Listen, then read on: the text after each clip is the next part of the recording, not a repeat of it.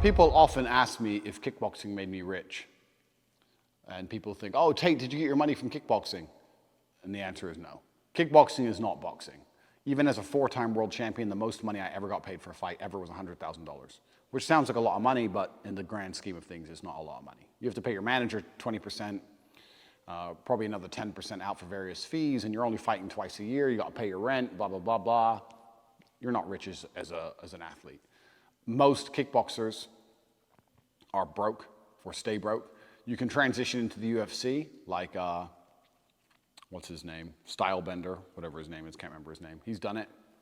A few people have done it, but in general, kickboxing will not make you rich, purely from a purse for fighting perspective. However, I still accredit fighting with making me rich for a variety of reasons. One, it made me extremely determined, and it made me understand the value of hard work, which is the first thing. 2, it made me understand that excuses don't count and nobody gives a shit. You either win or you lose.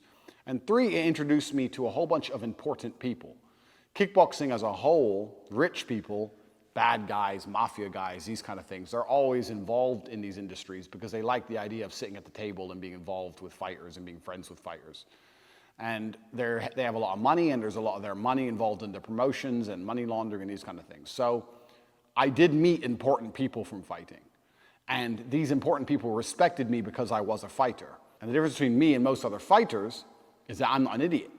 Most fighters are stupid, and the reason they're stupid is because if you have a low IQ, you're brave, and it's a scary thing to do. So intelligence makes you sit there and think, is this really worth it? But I am brave and smart, which is unique. So I could leverage the relationships I made via fighting to move to Romania, for example, or open casinos in Romania, for example, or do a lot of other things I couldn't possibly have done any other way. So fighting did make me rich based off the back of the relationships that fighting provided me. But from a pure fight purse perspective, fighting didn't make me rich. Also, I'd like to believe that a lot of the reason why the War Room is so successful and some of the other products on cobratate.com is because I'm a kickboxing world champion and people know that I have a warrior's mindset. It's easy to talk a warrior's mindset, but when you've actually done it, it gives you a different level of credibility. So fighting made me rich from a networking perspective and credibility, an individual credibility perspective, but it didn't make me rich in regards to the fight purses I've been awarded. The reason I'm talking about this on Tate.speech is because I get so many emails about my fight career.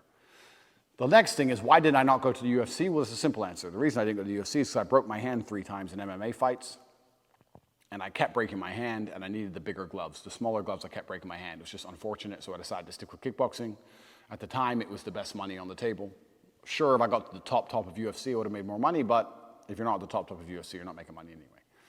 So, what's the lesson here? I don't know what the lesson here is. Usually I like to give a lesson in my Tate speeches. I guess the lesson is, if you become a kickboxing world champion and you're smart enough and you can meet important people with lots of money and you can prove yourself to be valuable to them, you can end up being a multimillionaire and buying lots of supercars.